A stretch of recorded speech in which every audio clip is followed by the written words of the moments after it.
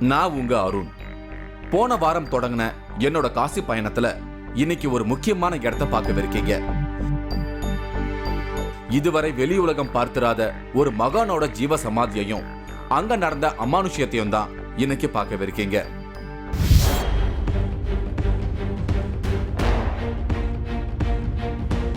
ஒரு டன் எடைக்கு மேலே இருக்கிற ஒரு பிரம்மாண்டமான லிங்கத்தை குழந்தை மாதிரி எடுத்துட்டு போய் கங்கையில் அபிஷேகம் பண்ணுவாராம்.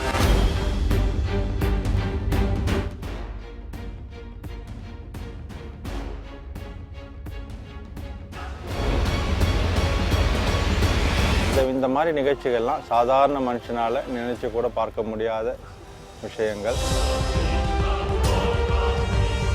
அந்த பிரம்மாண்டமான லிங்கம் இன்னமும் ஒரு ஜீவ சமாதியில் இருக்கு.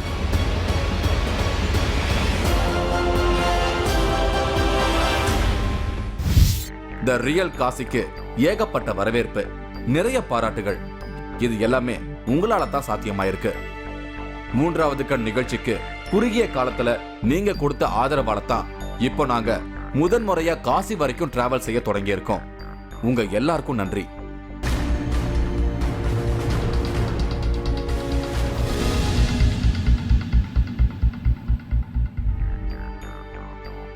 மறைஞ்சிருக்கிற காசியோட உண்மையான முகத்தை வெளியே கொண்டு வருவதற்காக சுந்தர் குருஜி வரப்போறாரு. சென்னையில இருந்து பிளைட்ல காசிக்கு வராரு சுந்தர் குருஜி. அவரை ரிசீவ் பண்றதுக்காகத்தான் நான் இப்ப போயிட்டு இருக்கேன். நான் ஏர்போர்ட்டுக்கு வந்ததும் அங்க எங்களை தவிர வேற யாருமே இல்லை.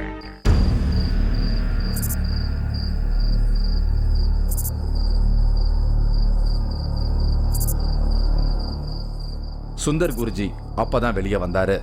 சுந்தர் குருஜி கிட்ட காசிய பத்தி கேட்கறதுக்கு எனக்கு நிறைய கேள்விகள் இருக்கு.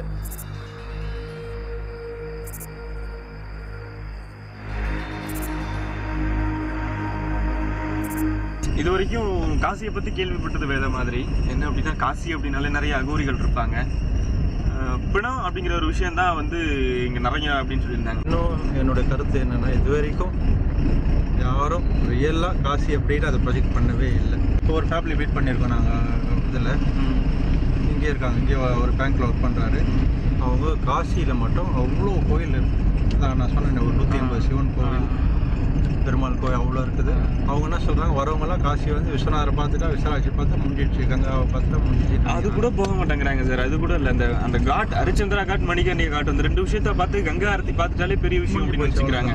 ஒரு 2 நாள் வந்துட்டு போயிடுறாங்க. ஒரு 3 முக்கு போட்டாங்கன்னா அவங்க அவ்வளோதான், நிச்சயம் பாவம் போகாது. அதுக்கு பண்ண வேண்டிய காரியங்கள்லாம் பண்ணணும்.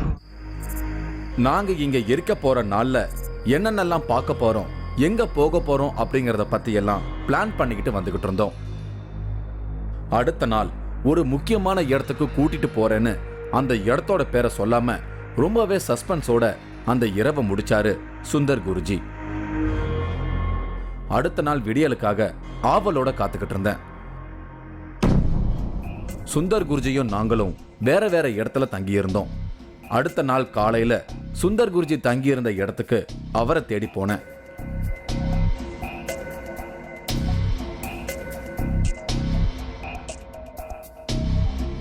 சுந்தர் குருஜி ரூம்ல ரெடியா இருந்தாரு.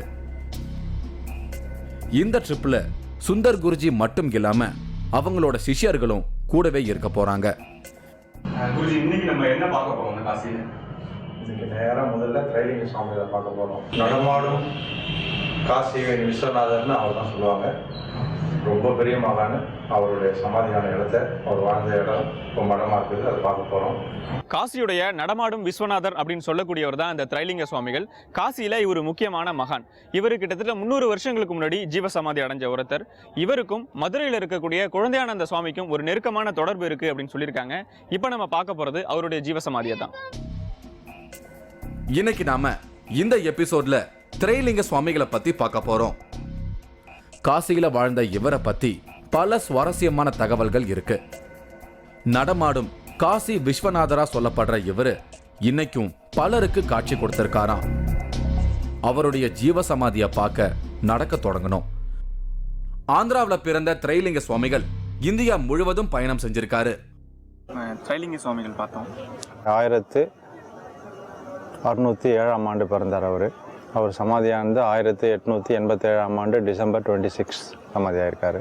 ஸோ இடைப்பட்ட காலகட்டத்தில் முக்கால்வாசி பொழுதை இங்கே தான் கங்கையில் தான் செலவு பண்ணியிருக்காரு அவர். 260 வருஷம் வரைக்கும் ஒருத்தர் வாழறது ஒரு மனுஷனால் முடியாத ஒரு செயல். இப்போதைக்கு அவங்க அது கேஷுவலாக வாழ்ந்துருக்காங்களே. பர்சனலாகவே சுந்தர் குருஜிக்கும் திரைலிங்க சுவாமிகளுக்கும் நெருங்கிய அட்டாச்மெண்ட் இருக்கு.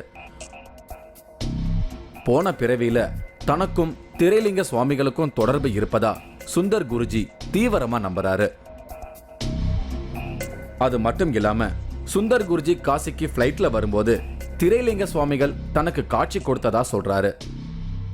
நம்ப முடியாத விஷயம் சொல்லணும்னா, சென்னையிலேருந்து டெல்லி வரைக்கும் ஃப்ளைட்டில் வந்தோம். அதுக்கப்புறம் டெல்லியிலேருந்து வாரணாசிக்கு ஃப்ளைட்டில் வந்துட்டு இருந்தோம். என் பக்கம் அது வந்து ரொம்ப சின்ன ஃப்ளைட்டு. நான் தனியாக உட்காந்துட்டு இருந்தேன். தியானம் பண்ணிகிட்டே வரும்போது கிட்ட வாரணாசியை நெருங்கும் போது சடனாக எல்லாமே ஒரு ஸ்பேஸில் ஒரு சேஞ்சு வந்தது. என் பக்கத்தில் அந்த உருவம் வந்து உட்காந்து தெரிஞ்சுது, திரைலிங்க சாமியோட உருவம். இது நான் அவங்கக்கிட்ட மட்டும் ஷேர் பண்ண ஒரு விஷயம். நல்லா தெரியும் அவர் தான். இது தனிப்பட்ட ஒரு அனுபவங்கள். இதை வந்து விஞ்ஞானபூர்வம் விளக்க முடியாது. அவங்க நினச்சா எந்த நேரத்தில் எங்கே வேணால் வருவாங்க. என்னுடைய ஆன்மீக அனுபவத்தில் பார்த்தீங்கன்னா முக்கால்வாசி வளர்த்தது திரைலிங்க சாமி தான். ஸோ என்னுடைய வாழ்க்கையோட பிகினிங்லேருந்தே அவர் நிறைய அவங்க கூட தொடர்பு கொண்டிருக்காரு. போன பிறவிலையும் சம்மந்தம் இருந்திருக்கணும். அதனால தான் நான் திரைலிங்க சாமிகிட்ட இப்படி ஒரு கனெக்ஷன் வச்சுன்னு இருக்கேன்.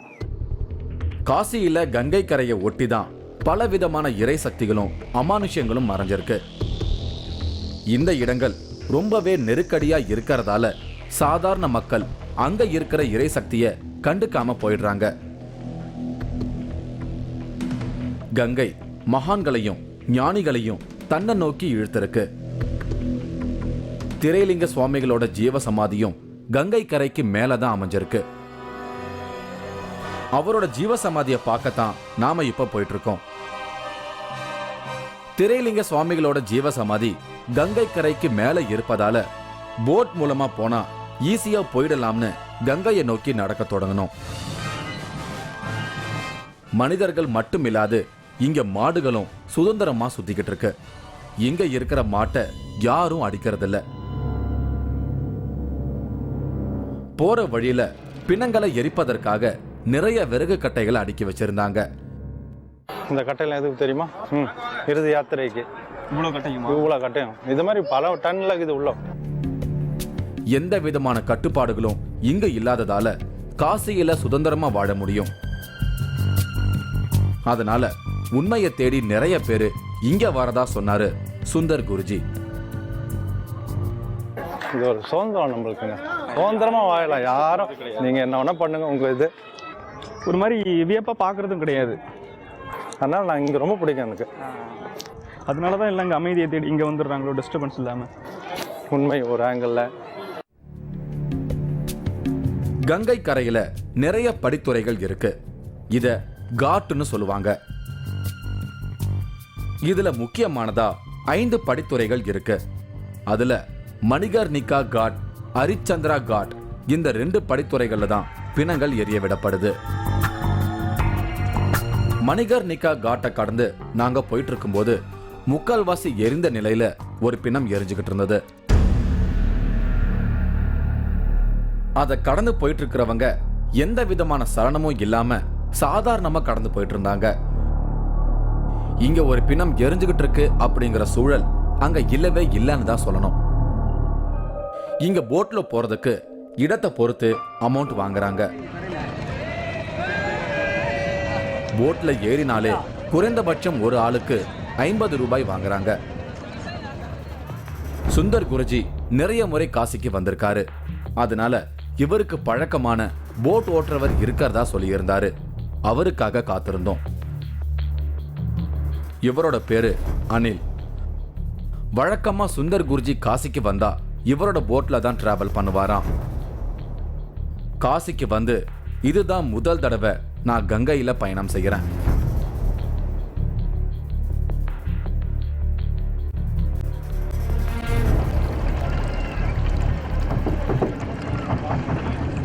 கங்கையில இருந்து பார்க்கும்போது கரையில இருக்கிற படித்துறைகளோட பிரம்மாண்டத்தை முழுசா பார்க்க முடியுது.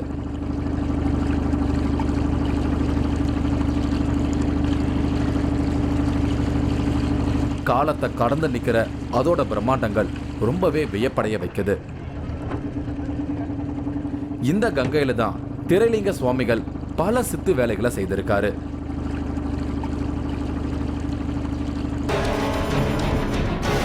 தினசரி அலுவலே அந்த பெரிய சிவலிங்கத்தை எடுத்துட்டு குழந்தை மாதிரி தூக்கிட்டு வருவார். லாலானது ஒரு குழந்தைன்னு செல்ல பெயர் விட்டு கூப்பிட்ற மாதிரி இருக்கும். அது அவ்வளோ பெரிய சிவலிங்கத்தை எடுத்துகிட்டு போயிட்டு படியில் இறங்கி கங்கை நதியில் அதை அபிஷேகம் பண்ணிட்டு திரும்ப எடுத்துகிட்டு வந்து வைப்பார். அவர் செல்ல குழந்தை மாதிரி வச்சுருந்துருக்கார். அதை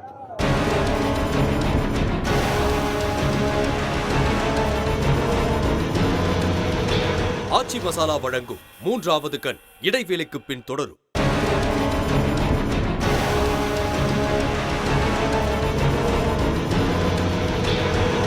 ஆச்சி மசாலா வழங்கும் 3வது கண் தொடர்கிறது. நான் இப்போ இந்தியாவோட ஆன்மீக பூமியான காசியில இருக்கேன். காசியோட உண்மையான முகத்தை தேடுற என்னோட பயணத்துல திரைலிங்க சுவாமிகளை பத்தி கேள்விப்பட்டு அவருடைய ஜீவ சமாதிக்கு போயிட்டு இருக்கேன். எங்களோட போட் ஒரு இடத்துல நின்னுச்சு. இங்க இருந்து கொஞ்ச தூரம் நடந்து போனா திரைலிங்க சுவாமிகளோட ஜீவ சமாதி வந்துடும்னு சொல்லி நடக்க தொடங்கணும். நான் முன்ன சொன்ன மாதிரி கங்கையை ஒட்டி தான் எல்லா புனிதங்களும் இருக்கு. நாங்க போட்டை விட்டு இறங்கி கொஞ்ச தூரம் கூட போகல. ஒரு இடம் முழுக்க சின்னதும் பெருசுமான நிறைய லிங்கங்கள் இருந்தது. ஒவ்வொரு லிங்கத்துக்கு பின்னாலையும் ஒரு ஆத்மா இருப்பதா சொன்னாரு சுந்தர் குருஜி. இப்போ பாருங்க எவ்வளோ இருக்குது பாருங்க. நிச்சயம் இப்போ வச்சது இல்லை, எல்லாமே ரொம்ப ஓல்டு தான் அது. இந்த படிக்கட்டு கட்டப்ப அந்த மன்னர்கள் இருக்கிறப்போ அவங்களுக்கு சித்தர்கள் இந்த மாதிரி மகான்கள் தெரிஞ்சுன்னா அவங்க உடனே அவங்க அப்புறம் பண்ணிடுறாங்க. பெரியவங்க எல்லாருக்கும் அந்த மாதிரி வச்சிருப்பாங்க. ஒவ்வொரு சிவலிங்கத்துக்கு பின்னாலும் ஒரு ஆத்மா இருக்குது. செங்குத்தான படிக்கட்டுகள்ல நடக்க தொடங்கணும். இந்த படிக்கட்டுகள் எல்லாம் அந்த காலத்துல கருங்கல்லால செய்யப்பட்டிருக்கு. கங்கை பக்கத்துல இருப்பதாலோ என்னவோ இதமான காற்று வீசிக்கிட்டே இருந்தது. திரைலிங்க சுவாமிகளை பத்தி சொல்லும்போது ஆச்சரியப்படும்படியான ஒரு விஷயத்த சொல்லி இருந்தாரு சுந்தர் குருஜி. ஒரு ஆளால கட்டிப்பிடிக்க முடியாத அளவுக்கு இருக்கக்கூடிய பெரிய லிங்கத்தை தினமும் திரைலிங்க சுவாமிகள் தூக்கிட்டு வந்து கங்கையில அபிஷேகம் செய்துட்டு போவாராம். அந்த லிங்கத்துக்கு லாலா லிங்கம்னு பேர் வச்சு செல்லமா கூப்பிட்டு இருந்திருக்காரு திரைலிங்க சுவாமிகள். இன்னமும் அந்த லிங்கம் அவரோட ஜீவ சமாதியில இருப்பதா சொல்றாரு சுந்தர் குருஜி. அவருடைய தினசரி அலுவலே அந்த பெரிய சிவலிங்கத்தை எடுத்துட்டு குழந்தை மாதிரி தூக்கிட்டு வருவார். லாலானது ஒரு குழந்தைன்னு செல்ல பெயர் விட்டு கூப்பிட்ற மாதிரி இருக்கும். அது அவ்வளோ பெரிய சிவலிங்கத்தை எடுத்துகிட்டு போயிட்டு படியில் இறங்கி கங்கை நதியில் அதை அபிஷேகம் பண்ணிட்டு திரும்ப எடுத்துகிட்டு வந்து வைப்பார்.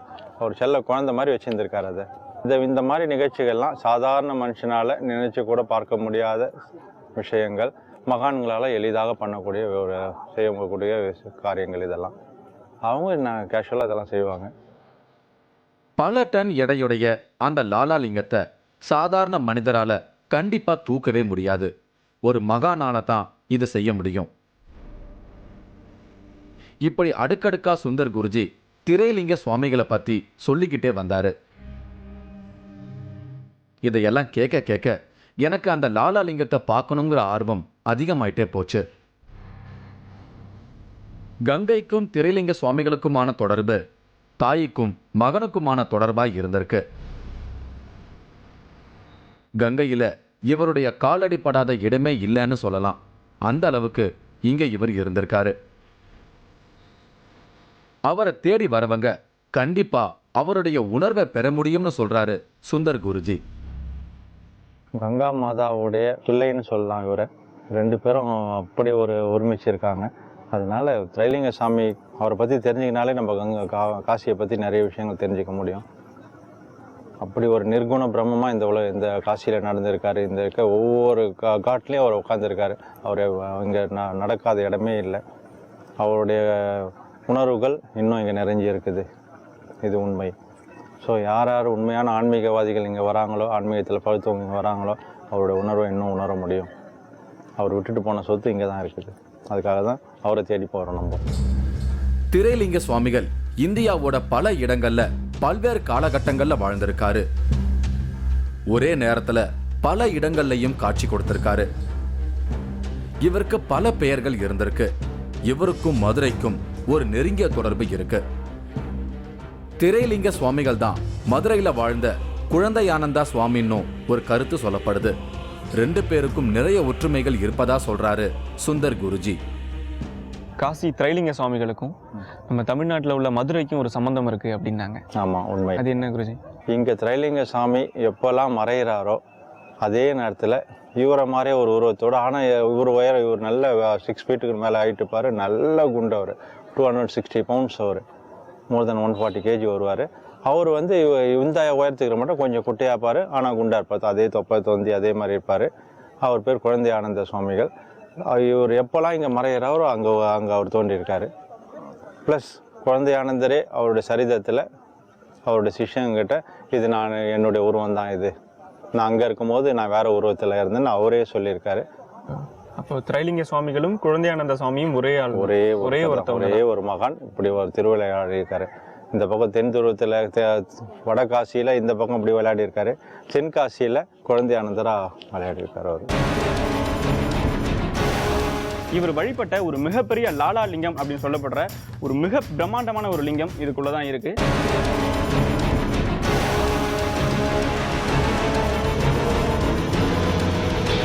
ஆச்சி மசாலா வழங்கும் 3வது கண் இடைவேளைக்கு பின் தொடரும்.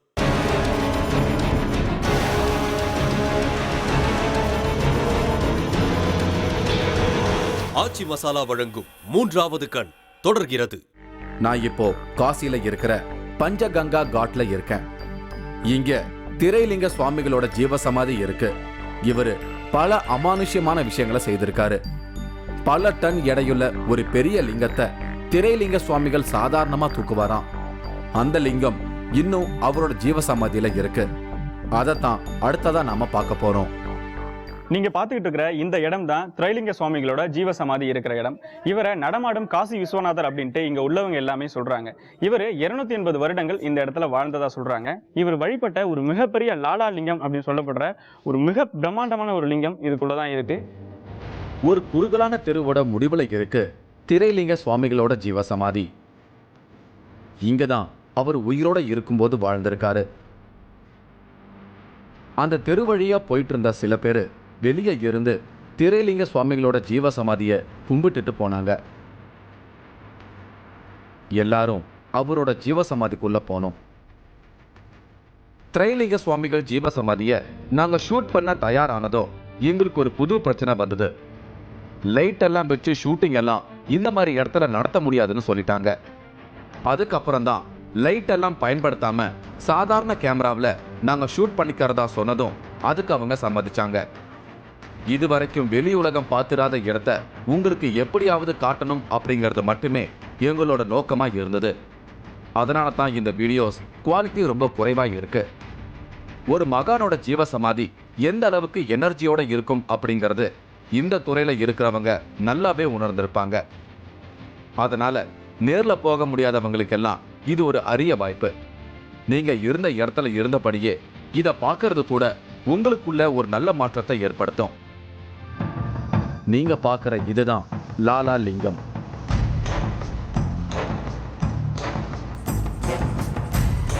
இந்த லிங்கத்தை தூக்கிட்டு போய் தான் திரைலிங்க சுவாமிகள் கங்கையில அபிஷேகம் செய்துட்டு வருவாராம். தொடக்கத்துல சுந்தர் குருஜி லாலா லிங்கத்தை பத்தி சொல்லும்போது கூட இதோட பிரம்மாண்டம் எனக்கு தெரியல.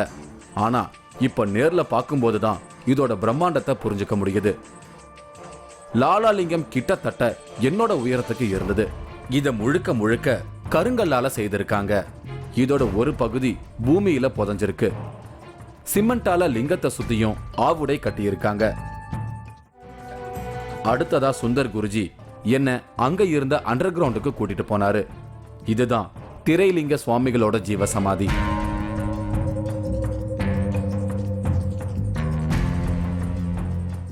அங்க சுவத்துல ஒரு பெரிய போட்டோ இருந்தது. உடம்புல கோவணத்தை தவிர வேற எந்த துணியும் இல்லாம வெறும் உடம்போட இருந்தாரு திரைலிங்க சுவாமிகள். இவர் உயிரோட இருக்கும்போதே இந்த போட்டோவை வரைஞ்சிருக்காங்க. திரைலிங்க சுவாமிகளோட போட்டோவில் ஒரு ருத்ராட்ச மாலை போட்டிருந்தாங்க. இந்த ருத்ராட்ச மாலையத்தான் திரைலிங்க சுவாமிகள் பயன்படுத்தி இருக்காரு. சுந்தர் குருஜி தான் போட்டிருந்த மாலையை கழட்டி திரைலிங்க சுவாமிகளோட ஜீவசமாதியில வச்சுட்டு கண்ணை மூடி தியானத்துல இருந்தாரு. நிசப்தமா இருந்த அந்த இடத்துல எங்களை தவிர வேற யாரோ கூட இருக்கிற மாதிரியான உணர்வு நான் தியானத்துல இருக்கும்போது ஏற்பட்டுச்சு. இங்க வந்து வழிபாட ஆரம்பிச்சதுல இருந்தே சுந்தர் குருஜிக்குள்ள ஏதோ சில மாற்றங்கள் நடக்க ஆரம்பிச்சது. தியானத்துல இருந்து எழுந்தவரு திடீர்னு வேற ஒருத்தரா மாறினாரு. கண்களை எல்லாம் உருட்டி இவர் எழுந்து நிக்கிறத பார்க்கும்போதே எனக்கு மிரட்சியா இருந்தது. அடுத்து அதே நிலையில போய் திரைலிங்க சுவாமியோட ஜீவசமாதி மேல ஏறி உட்கார்ந்துகிட்டாரு. ஒரு ஜீவசமாதி மேல ஏறி உட்கார்ந்துட்டாரேன்னு பார்த்துக்கிட்டு இருந்த நானும் நம்ம டீமும் பதறிட்டோம். ஆனா சுந்தர் குருஜியோட வந்திருந்த அவரோட சீடர்களுக்கு அவரோட நிலை புரிஞ்சிடுச்சு. இப்ப அவர் சுந்தர் குருஜி இல்ல, அவருக்குள்ள வேற ஒரு சோல் என்டர் ஆயிருக்கு. அது இந்த ஜீவசமாதியில இருக்கிற திரைலிங்க சுவாமி தான்னு எல்லாரும் புரிஞ்சுக்கிட்டாங்க. திரும்பவும் அந்த காட்சியை பார்த்தா உங்களுக்கே புரியும். கண்களை உருட்டி சுந்தர் குருஜி பார்த்தபடியே எழும் இந்த காட்சி ஏதோ ஒரு அமானுஷ்யத்தை நமக்கு புரிய வைக்குது. உடனே அவரோட சீடர்கள் சுந்தர் குருஜி உடம்புக்குள்ள வந்திருக்கிற திரைலிங்க சுவாமிகள் கிட்ட ஆசீர்வாதம் வாங்கினாங்க. காசிக்குள்ள முதல் நாளே இப்படி ஒரு த்ரில்லான எக்ஸ்பீரியன்ஸ் கிடைக்கும்னு நான் எதிர்பார்க்கவே இல்லை. காசிக்கு புறப்பட்டு வரும்போது தனக்கு பிளைட்லேயே திரைலிங்க சுவாமியோட சூட்சும தரிசனம் கிடைச்சதுன்னு என்கிட்ட பேசும்போது ஏற்கனவே சுந்தர் குருஜி சொல்லியிருந்தாங்க. இப்போ அவரோட ஜீவசமாதி மேலேயே ஏறி உட்கார்ந்து திரைலிங்க சாமியாவே மாறி தியானத்துல இருக்காங்க. இந்த இடத்துல என்னதான் நடக்குது? சுந்தர் குருஜிக்குள்ள திரைலிங்க சுவாமி எப்படி என்டர் ஆனாங்க? இப்படி காசியில எனக்கு கிடைச்ச பலவிதமான அமானுஷ்ய அனுபவங்கள் மற்றும் அதன் தொடர்ச்சி அடுத்த வாரம் திங்கள் அன்று ஒளிபரப்பாகும். திங்கள் தோறும் த ரியல் காசி வேற ஒரு அனுபவத்தோட மீண்டும் உங்களை சந்திக்கிறேன். அதுவரை உங்களிடமிருந்து விடை பெறுகிறேன். தர்மபுரி மாவட்டத்திலிருந்து கிட்டத்தட்ட 18 கிலோமீட்டர் தூரத்தில் இருக்க இருமத்தூரில் இருக்க கொல்லாபுரி அம்மன் கோயிலுக்கு தான் இன்றைக்கி நம்ம போக போகிறோம். கோழியை துடிக்க துடிக்க தூக்கிலிட்டால் திருடு போன பொருள் திரும்ப கிடைக்கும். எங்கள் வீட்டில் ஒரு 5 பவுன் திருடு போச்சு. கொல்லாபுரி அம்மா கோயிலுக்கு ஒரு கோழி ஒன்று தூக்கப்பட்டாங்க. ஏன் அதுக்கு பின்னால் அந்த 5 பவுன் வந்துருச்சு. தர்மபுரியில் அரங்கேறும் அமானுஷ்யம். நீங்களும் இந்த திகில் பயணத்தில் கலந்து கொள்ள ஒரு வாய்ப்பு. 3வது கண் டிவி ஷோ என்ற Facebook பக்கத்தில் எங்களோடு இணைந்திடுங்கள். உங்களது அமானுஷ்ய அனுபவங்களை பதிவு செய்து இந்த நிகழ்ச்சியில் பங்கு பெறும் வாய்ப்பை பெறுங்கள்.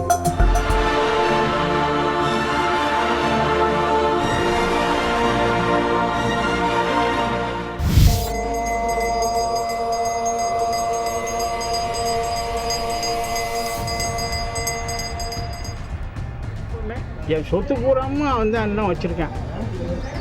எனக்கு பலவிதமான தொழிலெல்லாம் கட்டி வச்சு நிம்மதி இல்லாத வாழ்க்கையை என்னை வாழ வச்சுக்கிட்டு இருக்கேன்.